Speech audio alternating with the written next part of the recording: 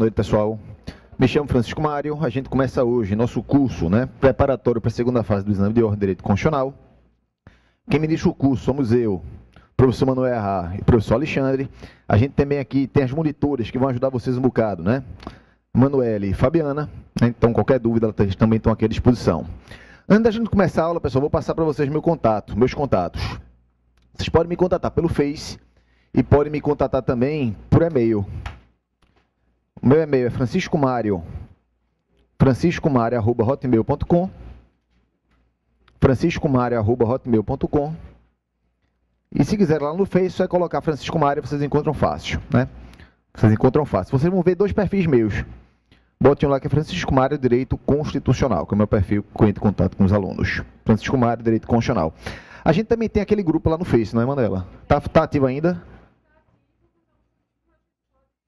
Pronto, a gente tem um grupo antigo, com os alunos antigos, a gente vai reativar. Pronto, no final, a Emanuela, ela pega com você, Manuela e Fabiana pegam com vocês aqui os dados e que explicam para vocês. Que a gente bota sempre alguma dica, alguma dúvida dos alunos, a gente coloca essa lá no Face também, facilita o contato. Antes de tudo, franciscomario@hotmail.com, E Francisco Mário, no Face, bota lá o Francisco Mário Direito Constitucional, que é o que eu uso para entrar em contato com os alunos. Galera, antes de tudo, parabéns, A gente sabe que a primeira fase foi uma prova atípica, Foi bem difícil, Então, se vocês passaram, é que vocês estão muito bem preparados. Então, antes de tudo, parabéns. O primeiro passo, o segundo passo a gente começa hoje, é preparar para a segunda fase. Isso é notícia boa, porque normalmente a FGV, quando ela faz a primeira fase muito difícil, a segunda fase ela vem mais tranquila. Mas a gente não vai se confiar nisso, Vai preparar para vocês para a pior situação possível. Vocês vão sair prontos aqui para qualquer coisa que venha da FGV. A aula de hoje é uma aula bem tranquila, pessoal. A gente saber identificar a peça, É o objetivo da aula de hoje. E por que é tão importante identificar a peça? Está aqui, ó. Está todo mundo com a apostila aí, não é isso? A gente sabe que a prova vale 10 pontos, é composta por uma peça profissional e 4 questões. A peça vale 5 e são 4 questões, cada uma valendo 1,25. Qual é o primeiro passo? Saber identificar a peça. Porque se você errar a identificação da peça, todo mundo sabe, é 0. Tira 0 direto. Então, você tem que identificar a peça. Se você errou a peça, galera, já era. Errou a peça, zerou a peça, você vai fazer no máximo 5, você não tem como passar na prova. Então, quando vocês pegarem a peça, a primeira coisa que vocês vão fazer é tentar realmente identificá-la. Daí, a importância dessa identificação, E aí, tem algumas explicações, data da prova, 17 de maio, ninguém vai errar isso aí, De jeito nenhum, Recomendo que não. O que eu falei para vocês agora aqui, ó. Se você preparar peça inadequada, você zera a peça, E como é que você vai indicar a peça correta? O próprio edital diz, Pelo nome da peça e pelo fundamento legal. Quando vocês forem advogar, a gente sabe, Que nome de peça não significa nada para advocacia privada, para quando vocês estiverem advogando na prática. Mas para o exame de ordem vale tudo. Vocês têm que colocar lá bem grandão lá o nome da peça, Mandado de segurança, habeas corpus, enfim, a peça que for cair. Então, isso é importante demais. Aí você depois dá uma lidinha, Tem alguns itens aí do edital que a gente destacou que são itens mais importantes, Que é bom vocês darem uma lidinha para ficarem atentos. Lembrar, outro ponto importante aqui, o item 12, item 13, a impossibilidade de identificação. Se o examinador, na hora que for corrigir a peça de vocês, notar qualquer sinal de identificação, zerou. Então, vocês não colocam nome, vocês não colocam nenhum dado que a prova não forneça. Sempre que você tiver que colocar algum dado e você não tiver, o que é que você vai fazer? 3 pontinhos. É como o edital determina que você faça. Por exemplo, advogado, 3 pontinhos. Se lá tiver a data, ok. Se não tiver data, 3 pontinhos. Então, não inventem dados. Porque na hora que você inventa o dado, o examinador pode achar que é um meio de identificação. Identificou, como eu falei, zerou. Então, não inventem dados. Utilizem somente o que lá está. Aqui tem uma matéria de procedimentos que são permitidos. Depois a gente conversa sobre isso aí. Inclusive, a gente vai preparar para vocês aí, quando vocês estiverem com a legislação em mãos, aqueles dispositivos que são os mais importantes. Vocês vão com ele para a prova grifados, Vocês vão ter o código aí grifado. Depois a gente conversa sobre isso, Tudo que pode, tudo que não pode aí. Qualquer dúvida, depois a gente conversa sobre isso aí. Lembrar, todo material tem que ser de gráfica, Não pode impresso de internet, muito menos cópia, Material que você não pode utilizar. Legislação. Né? Aí tem toda a legislação aí que é interessante que vocês levem. Mais importante, obviamente, é a Constituição e as leis ali da ADIM e da ADC. A 9868 e da DPF, na Lei 9882. Depois a gente conversa também sobre o vadimeco, né? Um vadimeco legal para vocês levarem para a prova. Bibliografia. O que é que a gente recomenda aí? A prova é daqui a pouco tempo, né? A gente está em março, abril, você tem mais ou menos 2 meses de preparação. Não adianta agora vocês quererem pegar um livro de constitucional e estudarem de cabo a rabo. Não dá tempo mais, né? Vocês vão perder tempo. A gente indica aqui material de consulta, né? A gente tem o quê? A Constituição comentada do Dirley e do Marcelo Novelino. E um livro de direito constitucional, né? Pode ser do Lenza, pode ser do Marcelo Novelino. Para quê? Para consulta. Sempre que a gente acabar a aula aqui, pessoal, eu vou dar uma dica para vocês. Eu vou dizer, olha, pessoal, para a próxima aula, estudem tal ponto do livro. Que a gente vai passar para vocês aqueles pontos que são mais importantes, para vocês não terem que ler o livro de cabo a rabo, né? Então, sempre no final da aula, a gente vai ter uma meta aqui, né? Um pontinho que vocês vão estudar, para vocês virem para a próxima aula com ele. Então, quem quiser utilizar o livro do Lenza, pode utilizar. Quem não gostar, usa do Novelino. São os livros que a gente indica aí, né? E sites aí, né?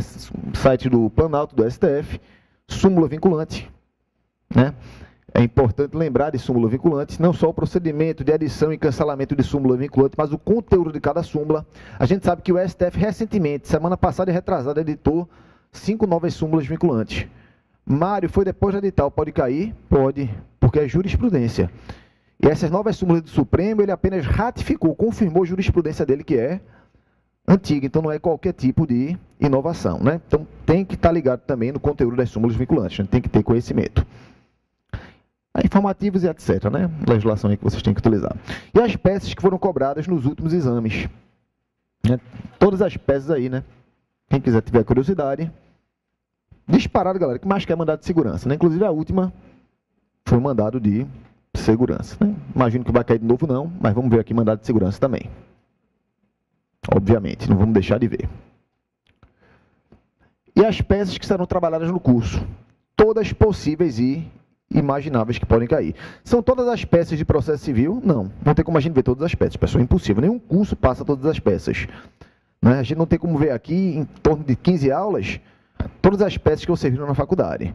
A gente vê aqui todas as peças que já caíram e algumas outras mais, né? Acho muito improvável, mas muito, muito, muito improvável mesmo, que venha cair uma peça que a gente não tenha visto em sala de aula, né? Nunca aconteceu e não vai acontecer dessa vez. Então, tá de todas as peças que a gente vai cobrar, que a gente vai dar uma olhadinha aqui. Tanto petição inicial, quanto recursos. Objetivo de hoje, identificar a petição inicial. Antes da gente começar, pessoal, alguma dúvida? Tudo tranquilo? Então, vamos começar aqui. Você pegou sua prova e foi ler a peça prática profissional. Primeiro passinho que você vai dar. Qual é a peça que eu vou ter que formular? Qual é o primeiro raciocínio que você vai traçar, galera? Petição inicial, recurso. É a primeira pergunta que você vai fazer. É uma petição inicial ou é um recurso? Se vocês seguirem esses passos que eu vou dar para vocês aqui, vocês não vão errar nenhuma peça, nem identificação de peça. Vocês sempre vão acertar. Então, primeira pergunta, petição inicial ou recurso? E como é que você vai descobrir se é petição inicial ou recurso? Isso é simples demais, é muito fácil, não tem mistério. O enunciado da questão vai contar lá uma historinha bonitinha para vocês. Vai estar lá a narrativa, uma historinha lá. Se naquela historinha vocês perceberem que aquela matéria que foi levada a você na condição de advogado, ela nunca foi judicializada, é uma petição inicial. Vai ser uma petição inicial. Que nunca foi levado ao judiciário. Primeira vez que aquela matéria vai ser tratada. Aquele caso lá que você vai apreciar vai ser levado ao judiciário, é a petição inicial. Em contrapartida, se a história contar que já há uma decisão e o objetivo é você reformar, é você anular aquela decisão, obviamente vai ser um recurso. Se a matéria já se encontra judicializada, obviamente você não vai ter como peticionar inicialmente. O objetivo vai ser o quê? Você combater aquela decisão que foi proferida. Você está diante de um recurso. Então é muito fácil identificar, galera, quando é petição inicial ou recurso. A pergunta é, matéria judicializada? Não, petição inicial. Já é judicializada, já a decisão. É um recurso. Então você identificou, é petição inicial. Uma vez identificada que é petição inicial, qual é o próximo passo? Você vai se perguntar o seguinte: é uma ação de controle abstrato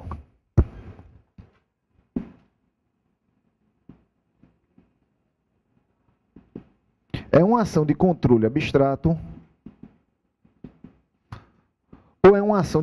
concreto?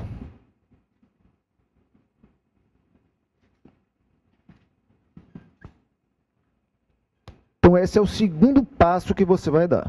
É uma ação de controle abstrato ou é uma ação de controle concreto? O primeiro passo, qual é? Petição inicial, recurso. Identificou, é petição inicial. Segundo passo, controle abstrato, controle concreto. Todo mundo sabe aqui a diferença entre controle abstrato e controle concreto. Vamos tratar aqui daquilo que interessa para você conseguir perceber quando você está diante de uma situação dessa na prova. Galera, no controle abstrato, a gente sabe, naquele controle abstrato no modelo concentrado, você não está diante de um caso concreto que você vai judicializar. Não é um problema concreto que seu cliente está enfrentando que você vai ter que judicializar. O objetivo do controle abstrato é o quê? Analisar a compatibilidade em tese da norma com a Constituição. Como a gente sabe no controle abstrato, o controle de constitucionalidade é o próprio pedido. É o próprio pedido, é o próprio objeto da ação. Já no controle concreto, não. No controle concreto, o controle é mera causa de pedir.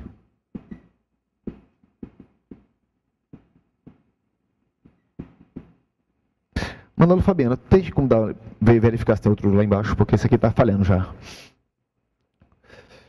Então lembra, no controle abstrato, a historinha lá, que a prova vai contar para vocês, você vai verificar que você não está diante de um caso concreto a ser analisado. É uma análise em tese.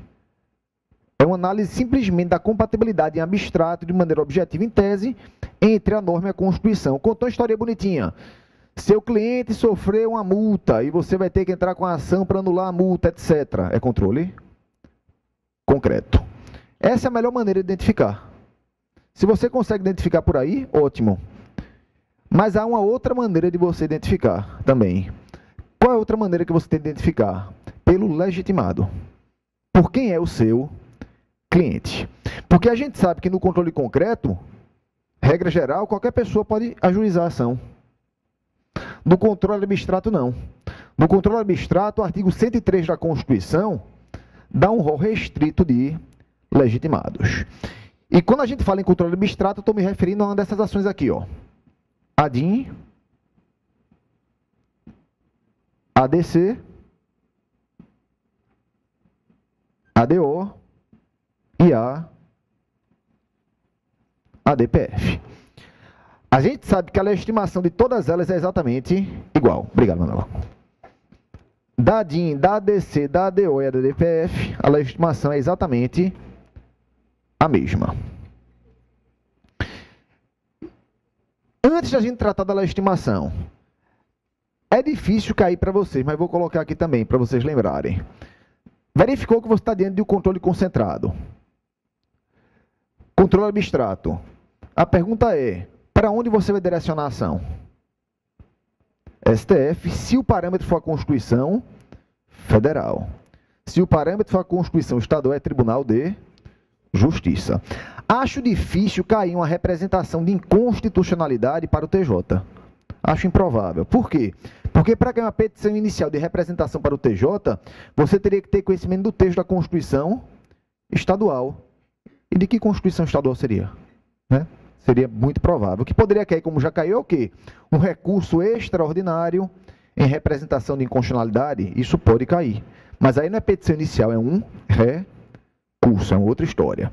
Petição inicial, acho muito difícil cair uma representação para o Tribunal de Justiça. Então a gente vai se preocupar aqui o quê? Controle abstrato, tendo como parâmetro a Constituição Federal, a ação ajuizada diretamente para o Supremo Tribunal Federal.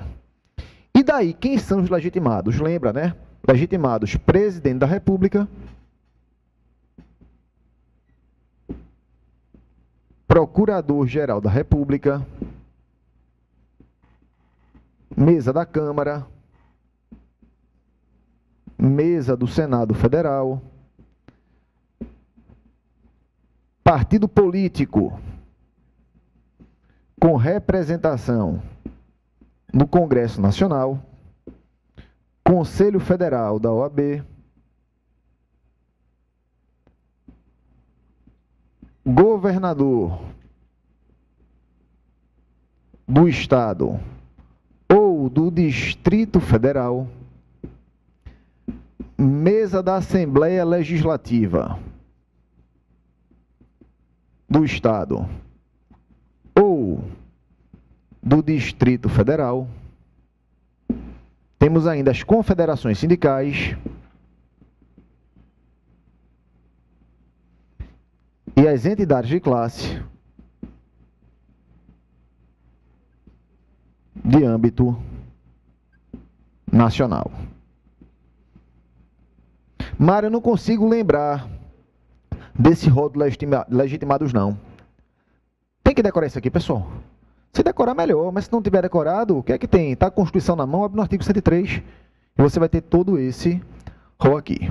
Então, lembra, se o carinha que procurou vocês, o cliente de vocês, que a prova está dizendo lá, que foi o que é o cliente de vocês, a prova vai dar essa informação, for um desses aqui, já há uma grande possibilidade de ser uma ação de controle abstrato. É 100% de certeza? Não. Porque imagine que o partido político procurou você para resolver um problema do próprio partido. Não é uma ação de controle abstrato, isso é uma ação de controle concreto, é um caso concreto, levado à sua apreciação. Então isso aqui é um indício. Como é que vocês vão raciocinar na prova? Se não foi nenhum desses que procurou vocês, o que é que você já tem certeza? É uma ação de controle concreto. Não tem nem para onde correr. Se for um desses, o que é que você vai pensar? Opa, pode ser uma ação de controle abstrato. Então, o raciocínio é esse. Petição inicial, recurso. Identificou lá, petição inicial. O legitimado não é nenhum desses. O que seu cliente não é nenhum desses. Já é certeza que é controle concreto. Se for um desses, pode ser um controle abstrato. Como é que você vai ter certeza? De acordo com a historinha que for contada. Se é um problema que está sendo levado, um problema concreto levado à sua apreciação, ou não. A análise é simplesmente em tese da norma com a Constituição.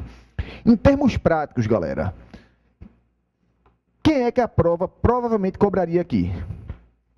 Ou um partido político representado no Congresso, ou uma confederação sindical, ou entidade de classe de âmbito nacional. Dificilmente a prova vai falar para vocês que foi o presidente da República que procurou vocês, ou foi o procurador-geral da República, ou outro legitimado, um governador do Estado, ou a mesa da Câmara ou do Senado, ou o Conselho Federal da OAB. Certamente, se a prova for cobrar de vocês, ou vai ser um partido político, ou uma confederação sindical, ou uma entidade de classe de âmbito nacional. A gente não vai se preocupar com a aula de hoje com os detalhes relativos à legitimação.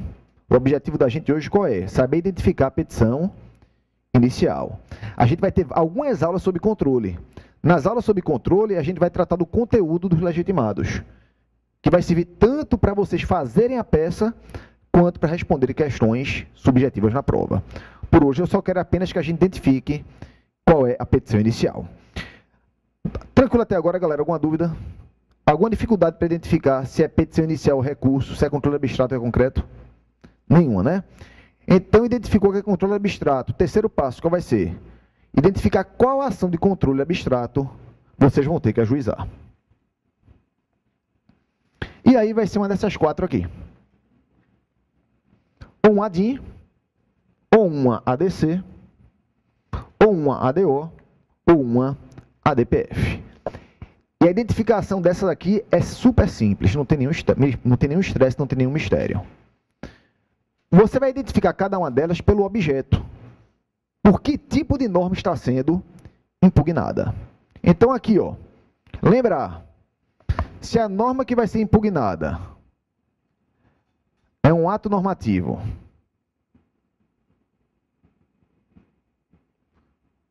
pós-constitucional, ou seja, um ato normativo posterior à Constituição Federal de 88. Federal ou estadual, não tenha medo de errar. Certamente vai ser uma ADIM. Então, se o objeto é um ato normativo posterior à Constituição Federal de 88, editado pela União ou pelo Estado-membro, com toda certeza vai ser uma ADIM. Não tem mistério. Norma municipal pode ser impugnada via ADIM? Se for municipal, a gente sabe que não é ADIM. Direito pré-constitucional pode ser impugnado via ADIM? Também não. A gente sabe que não vai ser um ADIM. Mas se for a norma do Distrito Federal?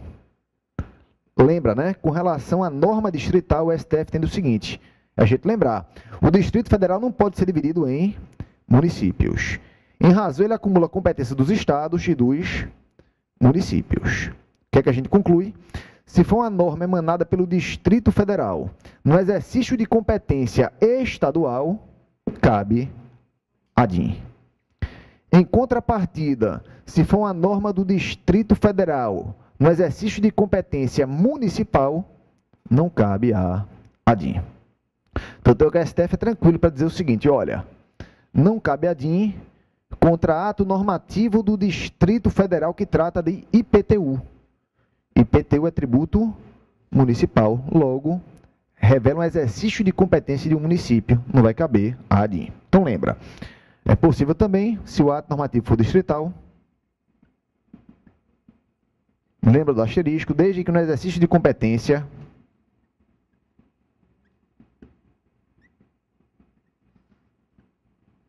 municipal. Desde que no exercício de competência municipal.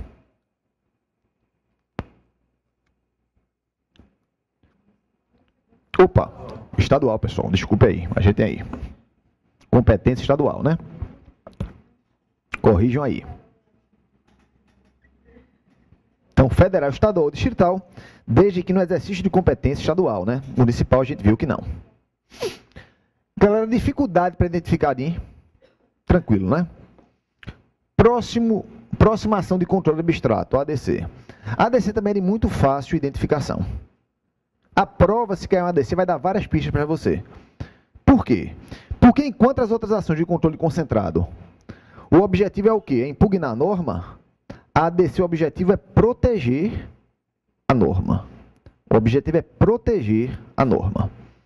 Então, na ADC, você ingressa com a ação para ver a declaração de constitucionalidade. Você não requer a declaração de inconstitucionalidade, mas a declaração de constitucionalidade. Mas aí surge um problema, que é importante a gente compreender. Quando o ato normativo está pronto, você presume que ele é compatível ou incompatível com a Constituição? Compatível, né, com a Constituição. Você vai entrar com a ação para dar um ato normativo ao que ele já tem? Essa presunção de constitucionalidade? Como é que a gente explica isso? A gente fala o seguinte, olha, quando a norma está pronta, ela tem uma presunção relativa. Ela tem uma presunção de constitucionalidade, mas essa presunção é uma presunção meramente relativa. A gente sabe que no Brasil a gente adota o sistema judicial de controle, não é isso? Mas dentro do sistema judicial se admite tanto controle concentrado quanto controle difuso, tanto abstrato quanto o concreto. A norma tem uma presunção relativa. Mas pode ser que juízes e tribunais venham deixando de aplicar a norma individualmente por entendê-la inconstitucional.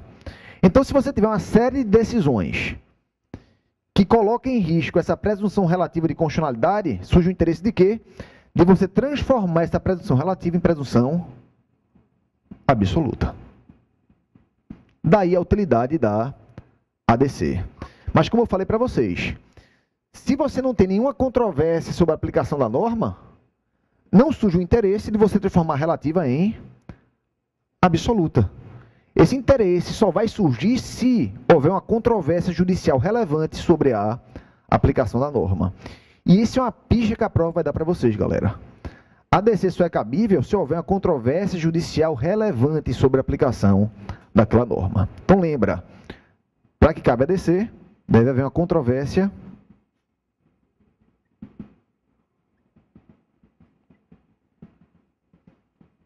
judicial relevante sobre a aplicação da norma. Então, se a prova trouxer para vocês, né, essa ideia de que é uma controvérsia judicial sobre a aplicação da norma, já fica de orelha em pé. Pode ser uma ADC. E como é que a gente mata isso? pelo objeto da ADC. ADC, lembra, tem que ser o ato normativo pós-constitucional e apenas federal. Então, não cabe ADC se o objeto for um ato normativo pós-constitucional, estadual ou municipal. Tem que ser norma federal. Então, lembra, tem que haver uma controvérsia judicial relevante sobre a aplicação da norma e tem que ser um ato normativo pós-constitucional federal. Então, vê lá. Identificou-se a petição inicial, recurso. Verificou a petição inicial, controle abstrato e concreto. É controle abstrato. Vai identificar a ação. É uma norma federal. Se for federal, galera, só pode ou ser ADIM ou ADC. Vai ser uma das duas. Falou em controvérsia judicial, ADC. Falou que o objetivo é dar à norma essa declaração de constitucionalidade, ADC. Caso contrário, é uma ADIM. Dificuldade, galera, para diferenciar ADIM da ADC numa situação prática? Tranquilo, né? Terceira ação de controle concentrado, a ADO. A ADO também, galera, é de fácil identificação. Porque a ADO tem um objeto completamente diferente aqui. O objetivo da ADO é o quê? Combater a omissão inconstitucional. Esse é o objetivo dela. Combater a omissão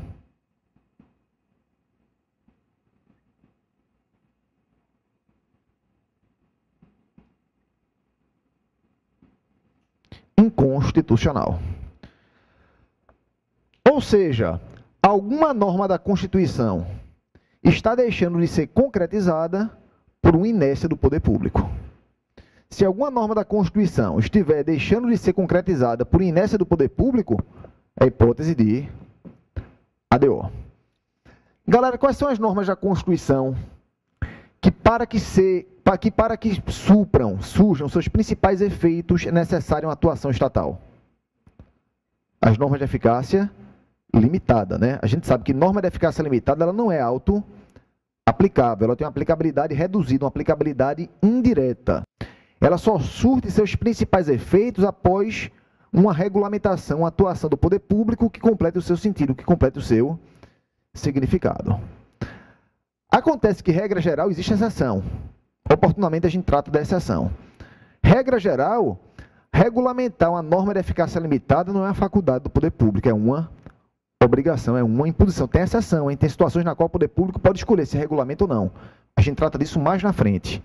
Por enquanto, eu quero que vocês lembrem que regra geral é uma imposição.